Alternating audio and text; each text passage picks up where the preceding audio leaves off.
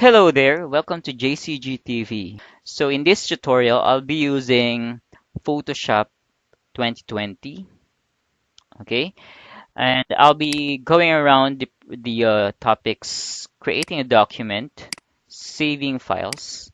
For the tools, we have the Move tool, Selection tool, and for the command, we have Control T or Transform and Control D to deselect. All right, so let's keep the ball rolling. Let's go ahead and do the tutorial now. All right, so first off, let's create a new document. So we have three ways in creating a document. We can go to File menu and then press New, or we can use a keyboard shortcut that's Control N. Okay, or we can just press this tab and then there you have the new document setting. The new document setting allows you to change the details of your canvas. Okay, we have the preset details here which can be changed. That would be your file name. So lesson one. Okay, and then we can change the size, the dimension of your canvas. Okay, if you want it to be like a letter size bond paper, let's put it into inches and then 8.5 by 11, I think that's the size of a letter size or coupon band or band paper, and the resolution will be 300. 300 is the standard resolution for print media. So if your output is to be printed, then I suggest you put it into 300 because it's the standard. However, the higher the resolution, the higher the quality of the image, the bigger the file size. So make sure that for this, we can just use 300 resolution. And if your output is to be uploaded in website or to be posted in your social media accounts, you can use a lower resolution, just like 72 resolution, because 72 is the standard for images to be posted or uploaded in websites or social media. All right, so let's create. Okay, there you have my canvas. It's the size is 8.5 by 11. Okay, the next thing to do is to import the files or to open the files that you need. Okay, so let's go to File and then Open, or you can use the keyboard shortcut that's Control plus O or Command O for Mac, and then select all the images that you want to use and then Open. Okay, so basically my activity today is to put all the images here on the plate. But I want you to move also the plate into your canvas because this will be your final output. All right, so how to move an object or an image to your canvas. So basically you are going to use your move tool. Okay, your move tool is the first tool and it allows you to move the images on your canvas. All right, can you see that letter V? That's the keyboard shortcut for a move tool. So if I am on this tool and I want to go back to move tool without using my mouse, I'll just press letter V, okay, and it will go back to the move tool. So let's move this image to my canvas. How will I do that? No? So let's click. Once you click, you hold it. No? Don't release it. Drag to your canvas until you get to your canvas and then release. Again, go back to your canvas, left click on the image, hold, drag to your canvas, and then release. All right. So the image is too small for me. So what will I do? So the next thing to do is to resize the image. All right. What is the shortcut key for or the command for resizing? We can use the Control T or transform. No, this allows you to resize your image. If you don't want to use your keyboard, you can go to Edit and then transform, you can use scale. Okay, and then you can see that the image handles. These image handles is adjustable, so you can drag to change the image, but sometimes the image gets stretched out and it will not look good. So my advice or my tip is to control T, and then you can use the shift alt to resize the image proportionally. All right. And then once you have your preferred size, then you can press check or you can press enter. Okay, there you have it. Okay, now the next thing to do is to import or to drag this next image to this canvas. But I just want the broccoli and to disregard the other parts of this image. So you can use your magnifying glass to magnify or to zoom in. So it's pixelated, no? So this the image is too small and the resolution of this image is too small as well. That's why it looks like that. So next is to use the selection tool. Okay, selection tool. We have different selection tools. We have the rectangular marquee tool, which allows you to have rectangular, square selection. Okay, and then we have the elliptical, oblong, like that.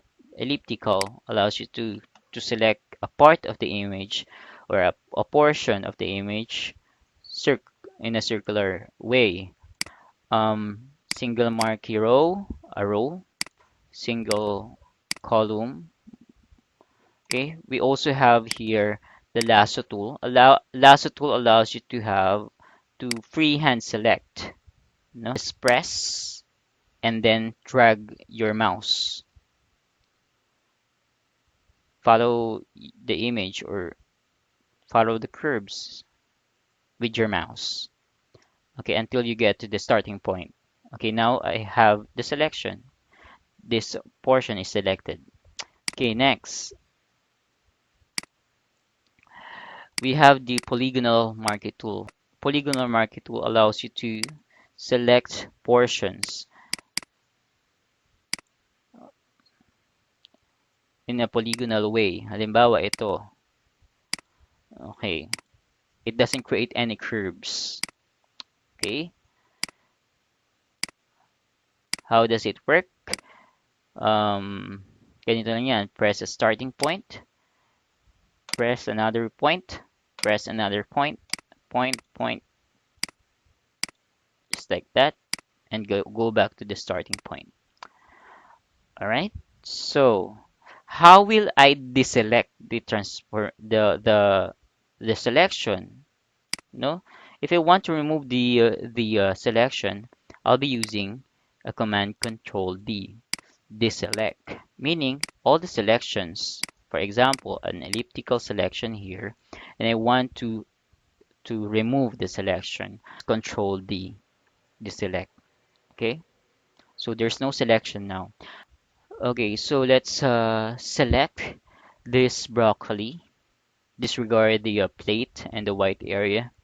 So I think the best tool that we can use here is the magnetic lasso tool. All right, so just click on the starting point. Okay, you can click and release, huh? And then move your mouse. Okay, follow the curves. Okay, the magnetic lasso tool will easily recognize the portion that you're copying.